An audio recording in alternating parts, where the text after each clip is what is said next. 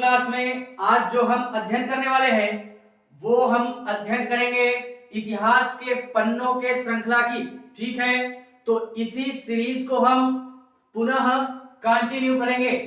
And यार, इससे पहले जो भी सारी क्लासें हो चुकी हैं इस श्रृंखला से रिलेटेड उन सारे वीडियोस का लिंक आपको नीचे डिस्क्रिप्शन में मिल जाएगा। आप वहां से जाकर के सहजता पूर्वक उन सारी क्लासों को पहले अटेंड कर लीजिएगा एंड तत्पश्चात आकर के इस क्लास में विजिट कीजिएगा। ठीक है, तो बात करते हैं आज जो हम अध्ययन करने वाले हैं वो अध्ययन करेंगे 7 अक्टूबर के इतिहास पर। ये 7 अक्टूबर का दिन इतिहास में कुछ महत्वपूर्ण खबरों के साथ में या कुछ महत्वपूर्ण घटनाओं के साथ इतिहास में बाकायदा दर्ज होकर के रह गया एज अ 7 अक्टूबर। तो नजर डालते हैं एक बार 7 अक्टूबर के इतिहास पे। ठीक है, देखते हैं इसी में 7 अक्टूबर 1708 की बात करते हैं। 7 अक्टूबर 1708 ये वो तारीख है कि ये यार अपनी एक अलग पहचान को लेकर के इतिहास में आज बाकायदा दर्ज है। इस दिन क्या होता है कि हमारे सिख समुदाय के हमारे एक गुरु हैं जिनको हम गुरु गोविंद सिंह के नाम से जानते हैं। तो इसी दिन उनकी क्या की गई थी, हत्या की गई थी। इसी कारणवश ये 1708 की जो तारीख है बाकायदा इतिहास में साक्षी बनी हुई है। ठीक है, इसी के पश्चात में बात करते हैं 7 अक्टूबर 1914 की बात करते हैं। 1914 यह भी अपनी एक अलग पहचान को लेकर के इतिहास में बाकायदा जगह बना करके रखती है। ठीक है, इसमें यार क्या होता है कि 1914 में हमारी एक आती है संगीतकार जो कि मशहूर है या महान संगीतकार है जिनको हम बेगम अख्तर दादरा के नाम से जानते हैं। बेगम अख्तर दादरा ये थी कौन, तो महान संगीतज्ञ थी, महान संगीतज्ञ थी। इनको यार बचपन से ही ऐसा बोला जाता है या माना जाता है कि बचपन से ही इनको संगीत में थोड़ा सा इंटरेस्ट ज्यादा था, लेकिन ये सिंगर भी बनना चाहती थी, लेकिन इनके जो मतलब एक तरीके से बोले फैमिली थी वो सपोर्ट वगैरह इनकी नहीं करती, जिस कारणवश इनको थोड़ा सा स्ट्रगल फेस करना पड़ता है।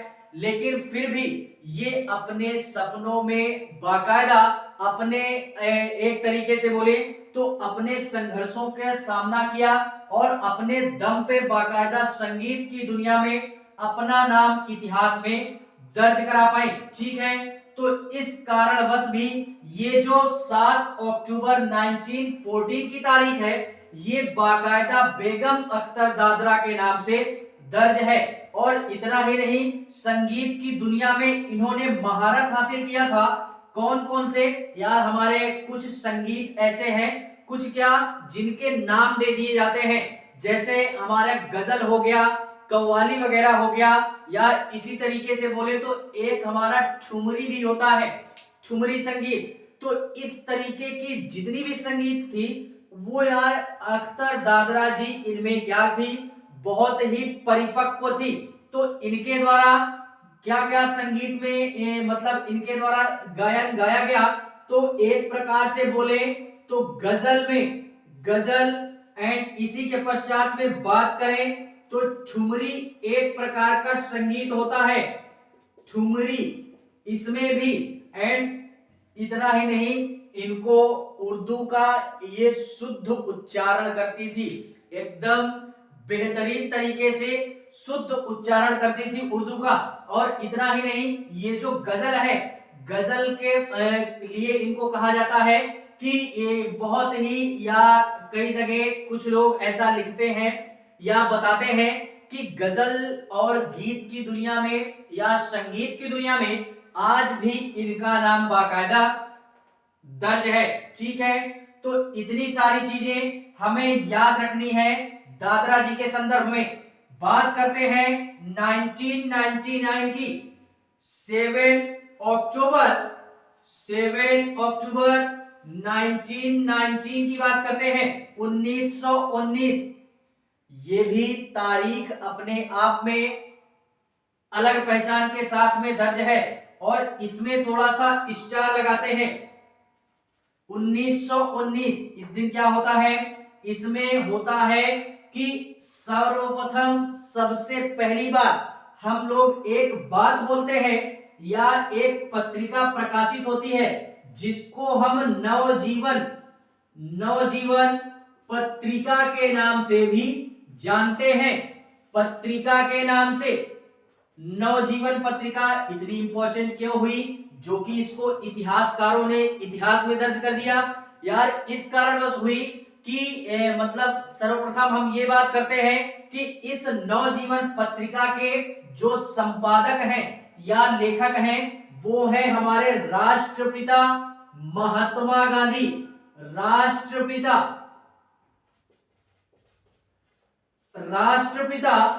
महात्मा गांधी जी, इनके द्वारा कुछ हमारी पत्रिकाएं या पत्र प्रकाशित किए गए या संपादित किए गए और पत्र पत्रिकाओं के अलावा इन्होंने कुछ अखबारों को भी क्या किया, यानी छपवाने का कार्य किया या इनके द्वारा संपादित किया गया। अब ऐसा क्यों किया इन्होंने? क्योंकि यार एक तरीके से बोला जाता है कि ये जो हमारे महात्मा गांधी जी हैं, जब ये देखते हैं कि भारत देश हमारा गुलामी की जंजीरों से जकड़ा हुआ है या गुलाम है, तो ये यार एक तरीके से अपने सारे बातों को, क्योंकि ये अहिंसा के रास्ते पे चलते थे, तो इसी कारणवश ये अपनी बातों को जनता तक पहुंचाने का कार्य करने लगे और लोगों तक पहुंचाने का कार्य या ये प्रयास करना चाहते थे। और इन बातों को वो कैसे पहुंचाएं? क्योंकि इस समय ब्रिटिशर्स का शासन था, खुल करके लोग सामने नहीं आ रहे थे अंग्रेजों का विरोध करने के लिए। तो इस कारणवश इन्होंने पत्र पत्रिकाओं को और अखबारों को अपना माध्यम बनाया जिससे कि लोगों तक अपनी बातों का प्रचार एवं प्रसार कर सकें। ठीक है, और इसी क्रम में सर्वप्रथम इन्होंने चिट्ठी लिखना स्टार्ट की। सर्वप्रथम चिट्ठी लिखते हैं, उसके पश्चात पत्र लिखते हैं, पत्रिकाएं लिखते हैं एंड लास्ट में हमारा कुछ अखबारों को भी ये अपना माध्यम बनाते हैं। तो पत्रिकाओं में सबसे जो महत्वपूर्ण पत्रिका है हमारी नवजीवन पत्रिका, यही जो होती है 1919 में क्या होती है? प्रकाशित होती है। और इतना ही नहीं, कुछ अखबारों का नाम भी हम याद करते हैं कि कुछ हमारे अखबार कौन कौन से थे। तो अखबारों में हम फॉर एग्जाम्पल जैसे बात करते हैं Indian opinion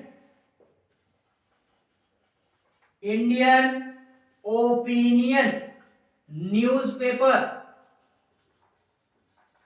Indian opinion newspaper and इसी के पश्चात में आता है नवजीवन यज्ञ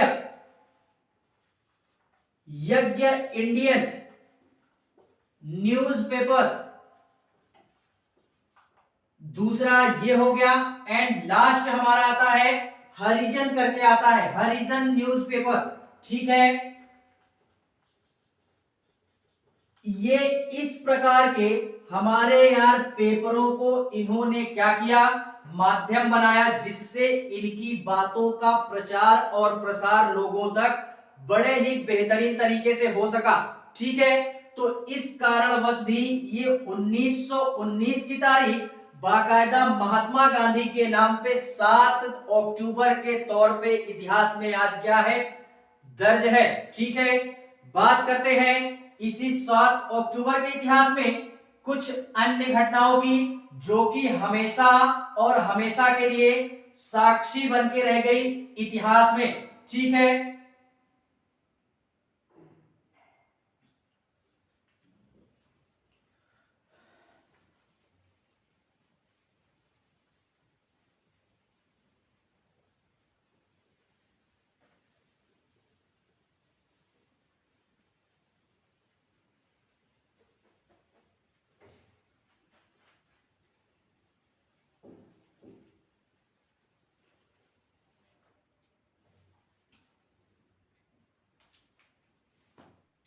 देखते हैं इसी में 7 अक्टूबर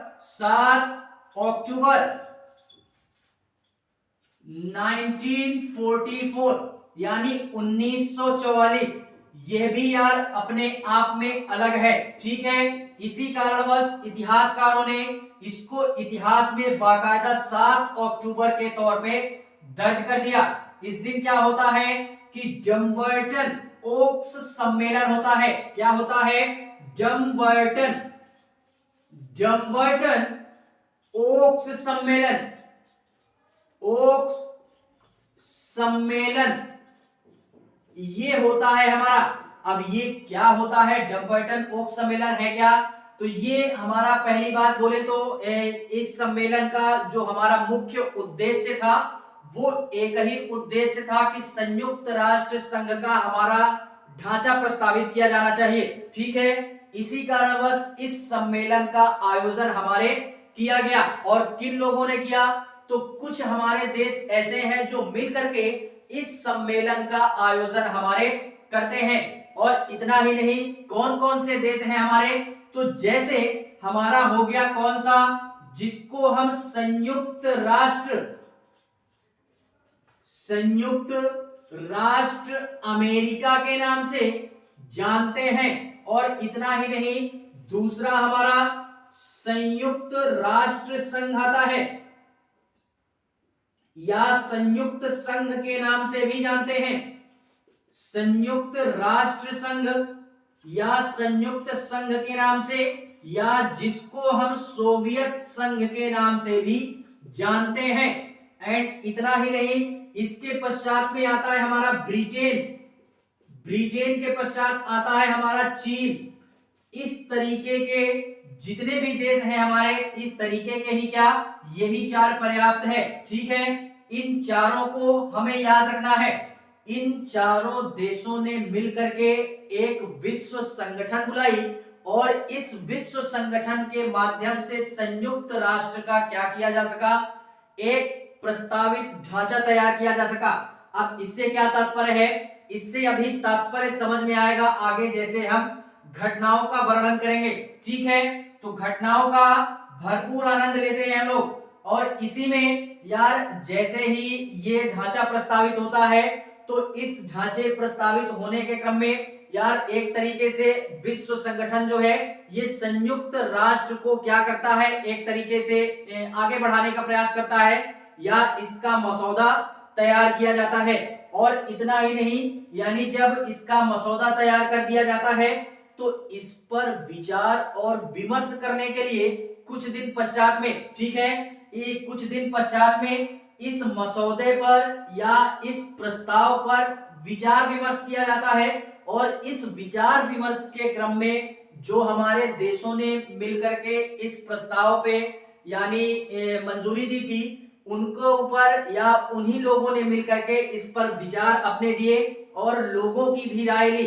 ठीक है, आम जनमानस की राय नहीं लेते हैं। जो भी देश है हमारे, उनके जो अध्यक्ष हैं यानी उन देशों के राष्ट्र अध्यक्षों के द्वारा इन पे विचार विमर्श किया गया। और ये जो विचार विमर्श किया गया यह एक सम्मेलन के अंतर्गत किया गया। उस सम्मेलन को हमें याद रखना है। ठीक है,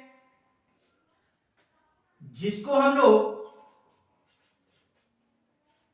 याल्टा सम्मेलन के नाम से भी जानते हैं। इस सम्मेलन के द्वारा हमारे जो भी प्रतिनिधि देश हैं, फॉर एग्जांपल जैसे संयुक्त राज्य अमेरिका, पहले तो हमने इसी की बात कर ली, एंड दूसरा ब्रिटेन आता है, एंड तीसरा ये हमारा सोवियत संघ आता है। इनके जो भी राष्ट्र के अध्यक्ष हैं उन्हीं के द्वारा यार यहाँ पे विचार और विमर्श किया गया इसी प्रस्ताव में। किस प्रस्ताव में? जहां पे यानी विश्व संगठन ने जो प्रस्ताव पारित किया था, प्रस्ताव किस बात का प्रस्ताव, वो अभी आगे हम देखेंगे।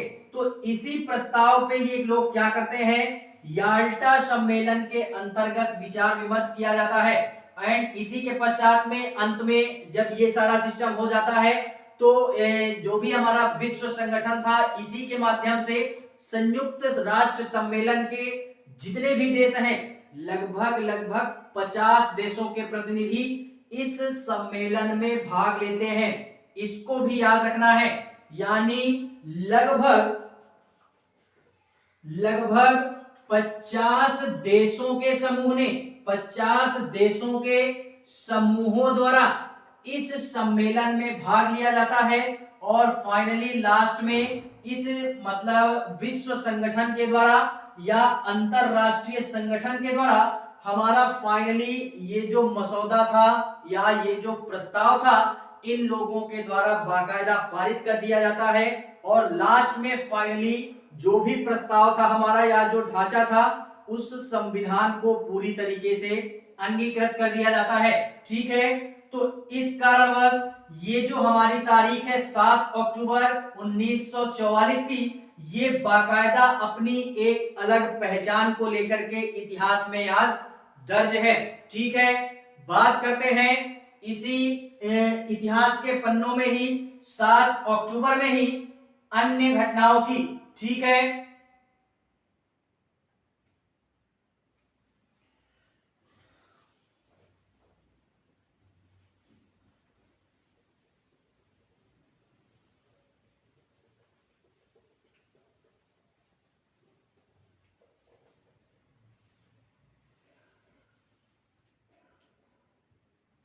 देखते हैं इसी में 7 अक्टूबर 1950 7 अक्टूबर 1950 यह भी तारीख अपने आप में इतिहास में अलग पहचान के साथ में दर्ज होती है। क्या होता है कि यहाँ पे हम लोग इससे नाम से रूबरू होंगे, हमें यार पता है क्या मदर टेरेसा का जन्म होता है। इस कारणवश ये जो तारीख है ये इतिहास में आज क्या है दर्ज है। और इतना ही नहीं, कहां पे होता है, कोलकाता में होता है। और इनके द्वारा एक हमारा मतलब ये काफी फेमस थी। और इतना ही नहीं यार, जो भी सारा सिस्टम होता है, जो भी सारा सिस्टम था, इन्होंने एक संस्था की स्थापना की थी। अब ऐसी कौन सी संस्था थी, तो उसको हम मिशनरीज चैरिटी के नाम से जानते हैं। किस नाम से जानते हैं? मिशनरीज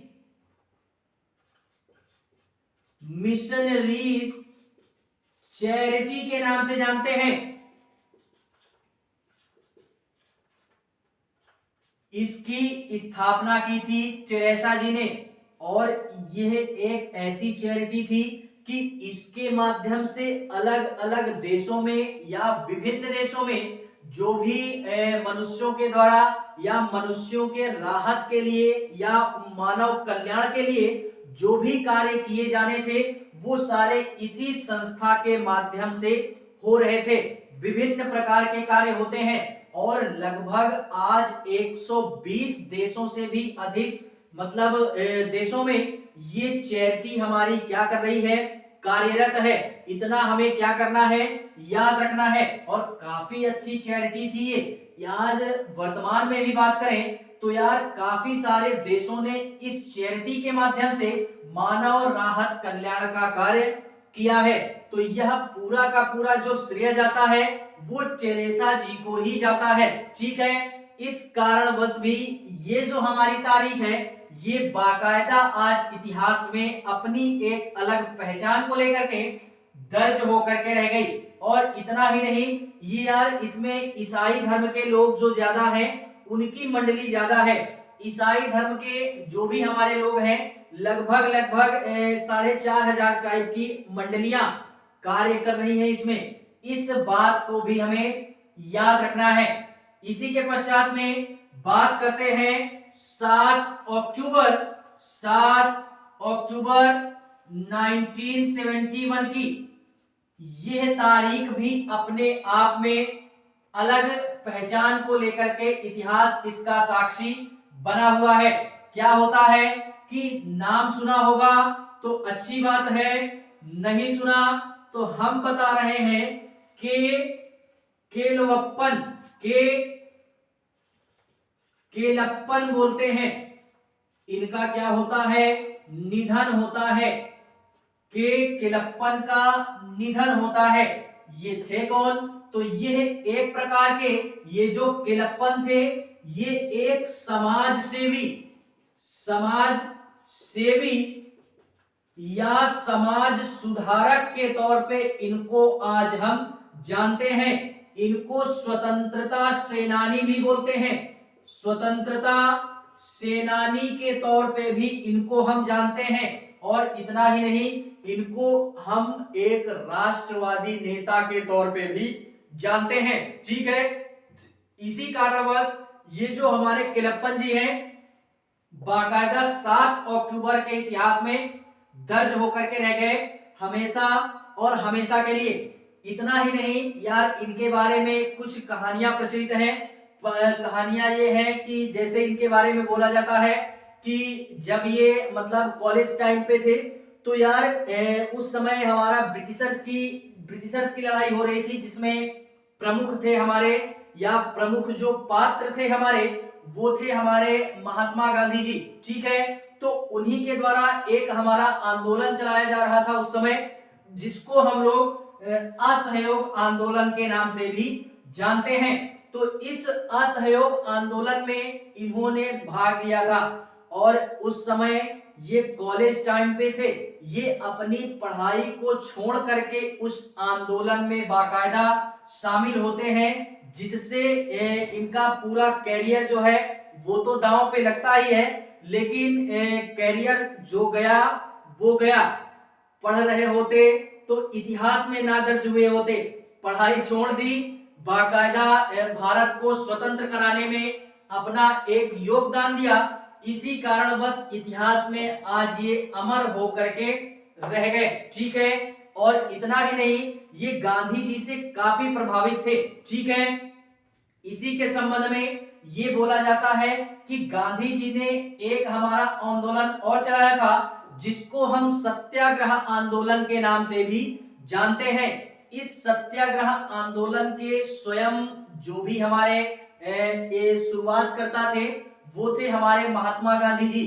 तो इनके स्वयं के द्वारा हमको या केलप्पन जी को एक नाम दिया गया था, जिसको हम प्रथम सत्याग्राही के नाम से भी जानते हैं। तो ये नाम किसके द्वारा दिया गया? महात्मा गांधी जी के द्वारा। क्यों दिया गया? क्योंकि इन्होंने भी उस सारे आयामों में या उन सारे आंदोलनों में भाग लिया था, जो कि प्रमुख पात्र के तौर पे भी जाने जाते हैं। इसी कारणवश ये गांधी जी ने इनको एक नाम दिया, जिसको प्रथम सत्याग्राही के नाम से भी जानते हैं। ठीक है, तो इस कारणवश ये केलप्पन जी इतिहास में बाकायदा 7 अक्टूबर के तौर पे आज दर्ज होकर के रह गए। बात करते हैं 7 अक्टूबर 1978 की बात करते हैं। 7 अक्टूबर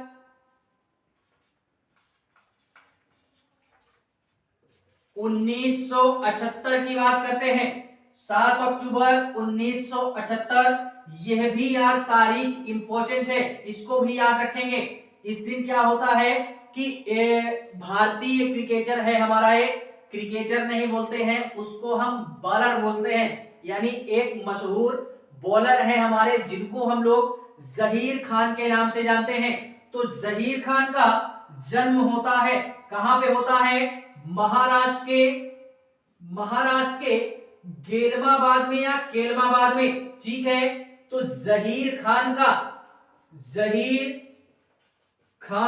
जन्म होता है। थे कौन? मशहूर बॉलर थे,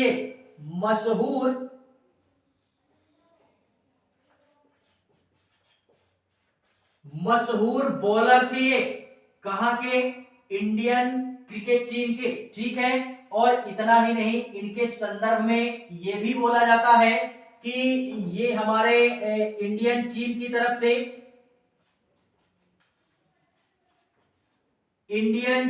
तरफ से इन्होंने जो भी हमारा टेस्ट मैच खेला वो लगभग लगभग हमारे 20 टेस्ट मैच खेले इन्होंने, 20 टेस्ट मैच खेले। और अंतरराष्ट्रीय लेवल पे बात करें तो लगभग लगभग अंतरराष्ट्रीय लेवल पे 17 T20 मैच इन्होंने खेले। और इतना ही नहीं, 14 साल का इनका पूरा का पूरा कैरियर था इंटरनेशनल क्रिकेट के तौर पे, यानी अंतरराष्ट्रीय लेवल पे इन्होंने 14 साल के अपने पूरे कैरियर में लगभग 610 क्रिकेट अपने नाम किया था। यानी इनके नाम पे man of the series type में इन्हीं के नाम पे जाती थी। ठीक है, तो ये यार अपनी एक बॉलर के नए अंदाज में भी देखने के लिए मिलते हैं। फिलहाल में अंतरराष्ट्रीय लेवल से इन्होंने संन्यास ले लिया है और बाकी कभी कभी इनको यार देखा जाता है। लाइन लेंथ काफी अच्छी है बंदे की, ये चीजें हमें याद रखनी है। बॉलिंग करने की लाइन लेंथ काफी अच्छी है, इसी कारणवश बंदा आज इतिहास में दर्ज है बाकायदा क्रिकेट की दुनिया के नाम से। ठीक है, तो इसको भी याद रखना है। बात करते हैं 1979 की, 7 अक्टूबर 1979।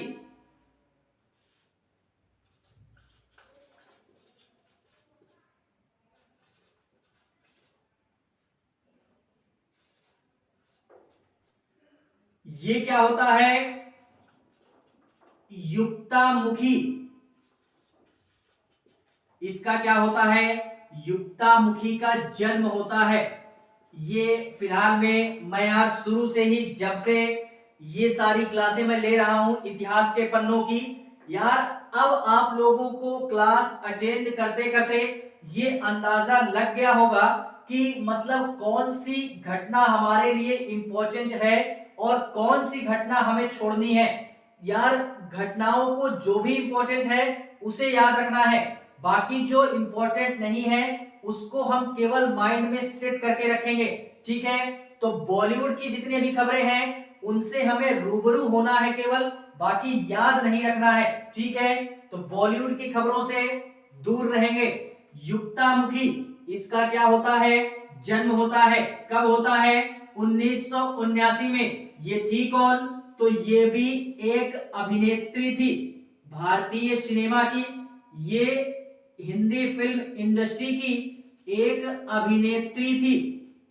अभिनेत्री, या इनको हम लोग क्या बोलते हैं, एक तरीके से इंडियन मॉडल के नाम से भी जानते हैं। मॉडलिंग का भी शौक रखती थी ये। और इतना ही नहीं, इसको मिस वर्ल्ड का, ये थोड़ा सा इंपॉर्टेंट है, ये फैक्ट पकड़ना है कि मिस वर्ल्ड का खिताब जो है वो किसको प्राप्त था, युक्तामुखी को। कब प्राप्त हुआ था, 1999 में युक्तामुखी के नाम पे मिस वर्ल्ड का खिताब इंडिया की तरफ से दिया गया था इंडिया में। और यह मिस वर्ल्ड का खिताब जीतने वाली चौथी भारतीय महिला थी। तो इस कारणवश ये युक्तामुखी के नाम पे 7 अक्टूबर का इतिहास बाकायदा लिख दिया गया। ठीक है, बात करते हैं 7 अक्टूबर 1992 की बात करते हैं। 1992, ये भी थोड़ा सा इंपॉर्टेंट है भी और नहीं भी। क्या होता है कि रैपिड, एक तरीके से बोले रैपिड एक्शन फोर्स की स्थापना की गई, RAF, रैपिड एक्शन फोर्स, इसकी स्थापना की गई, यानी त्वरित कार्यवाही बल। त्वरित कार्यवाही बल के नाम से भी जानते हैं, या इसको हम लोग सशस्त्र बल टाइप में इस तरीके का भी बोल सकते हैं। इसकी स्थापना की गई और इसको स्थापित करने का मेन उद्देश्य ये था इंडियन गवर्नमेंट का कि कहीं पे भी अगर भीड़ भाड़ वाला एरिया होता है या कहीं पे भी दंगा फसाद होता है तो इसकी स्थापना कर दी गई कि आप यार जाइए वहां पे सारा माहौल गर्म कीजिए। तो इसको महारत हासिल है एक तरीके से भीड़ कंट्रोल करने के लिए, या जो भी दंगा वगैरह होता है इंडिया के अंतर्गत, तो इस फोर्स को हमारे भेजा जाता है कंट्रोल करने के लिए। ठीक है, इसी कारणवश केंद्र सरकार के द्वारा 1992 में इसका गठन किया गया। इस कारणवश भी ये हमारी तारीख इतिहास में आज क्या है, दर्ज है। बात करते हैं इसी के आगे की कुछ और घटनाएं जो कि बाकायदा 7 अक्टूबर के तौर पे इतिहास में आज क्या है, दर्ज है। ठीक है,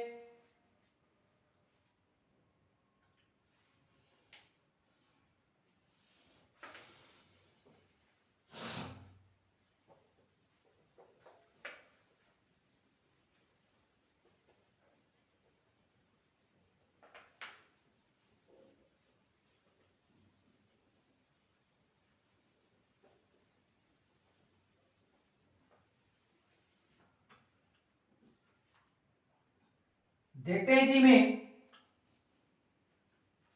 7 अक्टूबर 2001 की बात करते हैं। 7 अक्टूबर 2001, यार ये भी थोड़ा सा इंपॉर्टेंट है, देखते हैं इसको, जो कि इतिहास में दर्ज हो गया कि इसमें ऑपरेशन इंड्यूरिंग फ्रीडम, यानी ऑपरेशन इंड्यूरिंग फ्रीडम के नाम से जानते हैं। फ्रीडम, या जिसको हम अभियान भी बोल सकते हैं, एक तरीके से योजना भी बोल सकते हैं, तो कुछ भी बोल सकते हैं। ठीक है, इसकी स्टार्टिंग की गई थी। अब ये है क्या, पहले एक बात ये समझते हैं, थोड़ा सा इसके बारे में देखने से पहले थोड़ा सा एक चीज समझते हैं कि इसको क्यों लाया गया। और ये यार अमेरिकी सरकार के द्वारा लाया गया था, या अमेरिका में ये ऑपरेशन इंड्यूरिंग फ्रीडम नामक सिस्टम जो भी था वो अमेरिका में चलता है। कहां पे, अमेरिका में। अब इसका उद्देश्य क्या था चलाने का, तो जो भी अमेरिकी गवर्नमेंट है उसका यार एक ही उद्देश्य था कि फाइनली 7 अक्टूबर 2001 को इस अभियान के तहत सारा माहौल गर्म करती है सरकार वहां की, और 11 सितंबर को हमारा वहां पे एक बहुत ही विशाल या भयानक का एक घटना घटित होती है, जिसमें यार लगभग 3 से 4 हजार लोग मारे जाते हैं। 3 से 4 हजार लोग मारे जाते हैं, और इतना ही नहीं, हजारों की तादाद में लोग घायल भी होते हैं। ठीक है, तो ऐसा क्यों होता है, क्योंकि यहाँ पर कुछ हमारे नक्सलवादी, या अलकायदा का नाम सुना होगा, आतंकवादियों का नाम सुना होगा, इनके द्वारा यहाँ पे अटैक किया जाता है। लगभग 19 आतंकवादियों ने या अलकायदियों ने इस क्षेत्र में यानी अमेरिका में क्या कर दिया था, यानी एक तरीके से विस्फोट टाइप में किया था। और विस्फोट बाद में करते हैं वो 4 एरोप्लेन को, या जो भी हमारी प्लेन थी वहां की, उनको हाईजैक करते हैं, यानी उनका अपहरण करते हैं। और इतना ही नहीं, हाईजैक करने के बाद में उन चारों विमानों को वो मतलब एक तरीके से बोले तो हथियार टाइप में उनका प्रयोग करने लगते हैं। ऐसा सिस्टम बना दिया उन लोगों ने उन जहाजों में कि वो पूरा का पूरा जो जहाज था वो यार एक तरीके से हथियार का काम करने लगा उनके लिए। किनके लिए, आतंकवादियों के लिए। तो जिसमें से 2 विमान जो थे उनको बाद में, लेकिन जो 2 पहले वाले विमान थे उनको यार उन्होंने एक हमारा वहां पे टावर पड़ता है जिसको हम लोग ट्विंस टावर के नाम से जानते हैं। तो सेंट्रल ऑफ सेंटर करके है, वर्ड ऑफ द सेंटर ऐसे करके है, वहीं पे मतलब ट्विंस टावर करके 2 टावर पड़ते हैं हमारे। वहां पे इन्होंने क्या किया था, उन 2 विमानों को हथियारों के रूप में प्रयोग किया और पूरे के पूरे टावर को उड़ा दिया गया, जिसमें से 3 से 4 हजार लोग मारे जाते हैं। तो इसी क्रम में अमेरिकी जो गवर्नमेंट है वो यार ऑपरेशन इंड्यूरिंग फ्रीडम नामक एक योजना चलाती है, जिसके अंतर्गत वो पूरा का पूरा जो जिम्मेदार ठहराती है इस घटना का, वो यार ठहराती है अफगानिस्तान के जो भी हमारे हम लोगों ने नाम सुना होगा तालिबान का। तो अफगानिस्तान की तालिबान शासन को ये अमेरिकी गवर्नमेंट उसको जिम्मेदार ठहराती है और इतना ही नहीं, हमारे पाकिस्तान वालों को भी, जो भी हमारे अलकायदा के जो लोग थे या जो भी नक्सली थे, उनको जिम्मेदार ठहराती है ये सरकार, यानी अमेरिकी सरकार। और इतना ही नहीं यार, इसको हम लोग 9/11 के नाम से भी जानते हैं, ठीक है। तो इसको भी हमें याद रखना है। मुंबई में जैसे एक हमला होता है या हुआ था हमारा, जिसको हम 26/11 के नाम से जानते हैं, उसी तरह ये अमेरिका में हुआ था, इसको हम 9/11 के नाम से भी जानते हैं, ठीक है। तो इसी कारणवश अमेरिकी गवर्नमेंट ने इस योजना को चलाया था, ठीक है। तो ये था हमारा 7 अक्टूबर 2001 की तारीख में, ठीक है। तो ये थी हमारी कुछ ऐसी घटनाएं देश और दुनिया से जुड़ी हुई, जो कि हमेशा और हमेशा के लिए इतिहास इसका साक्षी बन करके रह गया एज अ 7 अक्टूबर के तौर पे, ठीक है। तो आज के लिए बस इतना ही। क्लास अगर अच्छी लगे तो लाइक करें, कमेंट करें और हाँ, चैनल को सब्सक्राइब जरूर करें। बाकी मिलते हैं इसी के नेक्स्ट पार्ट की ओर, तब तक के लिए